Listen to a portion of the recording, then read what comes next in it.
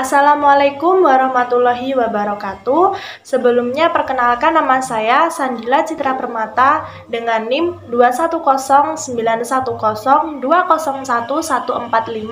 dari Prodi Ilmu Administrasi Negara. Di sini saya akan merealisasikan video rencana usaha makanan saya yang kemarin, yaitu ayam pok-pok. Video ini saya buat untuk memenuhi tugas mata kuliah pengantar manajemen dan kewirausahaan. Aktivitas pertama yang akan saya lakukan itu adalah membeli dan mempersiapkan bahan-bahannya yang digunakan untuk usaha makanan saya. Berikut adalah videonya.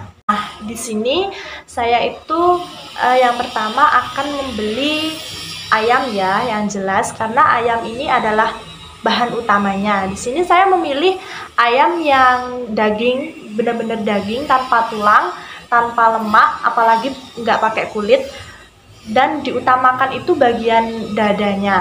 Lalu yang berikutnya itu saya membeli bahan-bahan yang lain seperti minyak, tepung terigu, tepung crispy, tepung maizena, telur, bawang putih, penyedap rasa, lalu bungkus kemasannya, lalu ada saus pedas juga, dan lain-lainnya yang dibutuhkan nanti dalam usaha makanan saya.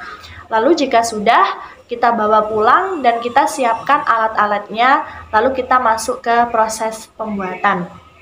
Lalu selanjutnya kita masuk ke proses pembuatannya ya. Berikut ini adalah videonya. Di sini saya yang pertama itu menghaluskan bumbu-bumbunya, yaitu ada bawang putih dan juga kunyit. Lalu kita masukkan ke dalam ayamnya dan juga selanjutnya kita marinasi ayamnya, kita aduk yang merata, benar-benar merata ke seluruh bagian ayamnya. Jika sudah, lalu kita masukkan ke dalam kulkas dan ditunggu kurang lebih selama 1 jam. Jika sudah 1 jam, ayamnya ini kita ambil, lalu kita campurkan dengan 2 telur, 3 sendok tepung maizena, 3 sendok tepung terigu, dan 3 sendok tepung crispy. Lalu kita campur-campur sampai merata, sampai ke bagian seluruh ayamnya ya. Kita aduk-aduk sampai merata. Lalu jika sudah, kita siapkan bumbu keringnya. Maksud saya tepung kering.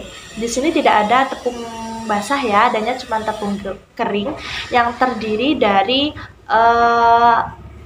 tepung terigu, lalu tepung crispy, dan juga 1 bungkus penyedap rasa. Lalu bahan-bahan tadi diaduk sampai merata ya, sampai benar-benar merata. Lalu ayamnya itu kita ambil satu persatu, sambil ditepuk-tepuk kita balurkan ke tepung tadi. Kita sambil ditepuk-tepuk biar tepung terigunya itu bisa masuk ke dalam bumbunya ayam tadi, dan ketika digoreng nanti hasilnya bisa crispy di luar dan lembut di dalam. Lalu kita susun di loyang satu persatu sampai loyangnya itu penuh. Lalu jika loyangnya ini sudah penuh, semuanya sudah penuh, kita ambil wajan dan masukkan minyak, kita panaskan minyaknya sampai benar-benar panas. Kita masukkan ayamnya itu satu persatu ya, jangan langsung bareng. Lalu kita tata biar ayamnya itu nggak gandeng-gandeng gitu, biar bisa pisah-pisah gitu. Lalu kita tunggu sampai warnanya itu kuning kecoklatan, maksud saya warnanya kuning kecoklatan gitu. Kita tunggu sampai benar-benar warnanya cantik gitu.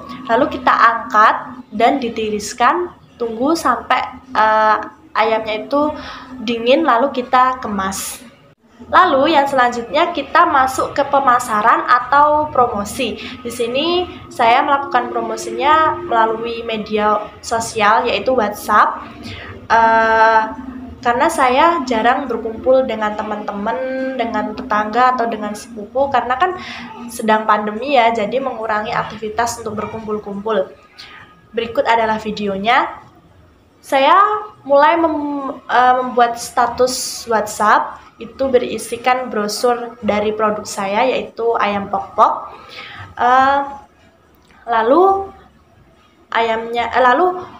kita tunggu sampai ada yang pesan, dan alhamdulillah masuk 10 bungkus dari beberapa tetangga, temen, dan juga sepupu saya.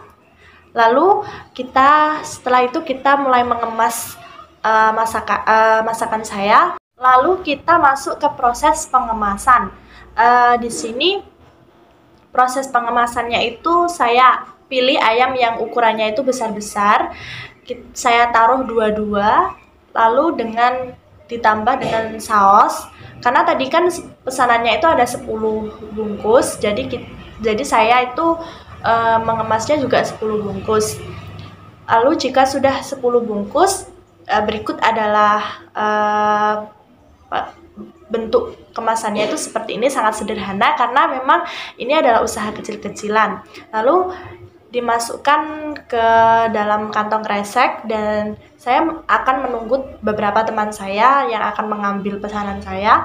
Lalu sambil menunggu, saya antarkan pesanan saya ke beberapa tetangga saya yang membeli. Lalu yang selanjutnya itu ada penggunaan sumber daya. Karena kan di sini cuma saya sama ibu saya ya, jadi sumber daya manusianya itu nggak ada, cuma saya dan ibu saya. Karena kan ini usahanya juga kecil-kecilan ya, jadi nggak membutuhkan banyak sekali karyawan. Beda lagi kalau ini memang usaha besar dan sudah dikenal banyak orang, baru saya akan menggunakan sumber dayanya itu semakin banyak. Dan untuk sumber daya lain-lainnya seperti teknologi dan juga alat-alatnya di sini kan masih tradisional ya kan, nggak butuh teknologi yang benar-benar modern. Dan untuk sumber daya anggarannya nanti ada di video yang selanjutnya. Usaha makanan saya itu memiliki rincian keuangan sebagai berikut. Karena kan bahan-bahan yang saya beli itu bisa buat 35 bungkus, dan pesanannya itu cuma ada 10 bungkus, jadi sisanya kita simpan jika ada pesanan lagi yang masuk. Dari 10 bungkus itu tadi, kan setiap bungkusnya saya bakalan menerima keuntungan 2.500. Jadi 10 bungkus itu saya mendapat uang 55.000, dan keuntungan saya itu 20.000, dan sisa 35 itu disimpan untuk modal yang selanjutnya. Sebagai kendala yang saya hadapi atau saya temui ketika saya memproduksi usaha saya, itu nggak terlalu banyak ya dalam usaha ayam pok-pok ini. Karena mungkin kendalanya itu harga-harga barang di pasar ya. Kendalanya itu harga barang di pasar kan kadang naik, kadang juga turun begitu. Jadi saya dalam memproduksinya itu kadang bingung, ketika harganya itu naik, itu ayamnya itu jika kita buat besar-besar saya nggak dapat untung. Beda lagi kalau saya bikin kecil-kecil, nanti konsumen nggak tertarik karena kecil-kecil udah nggak bagus kayak gitu. Seperti itu kendalanya. Lalu kendala yang berikutnya itu meyakinkan konsumen dan menarik atau memikat hati para konsumen itu sulit ya. Karena menurut saya kan sekarang banyak makanan yang lebih modern, lebih menarik seperti itu kan, dan yang jelas udah punya nama. Jadi usaha-usaha kecil seperti ini tuh susah untuk membuat orang-orang tertarik dan terpikat dengan produk kita. Lalu upaya yang saya lakukan ketika harga-harga itu sedang naik itu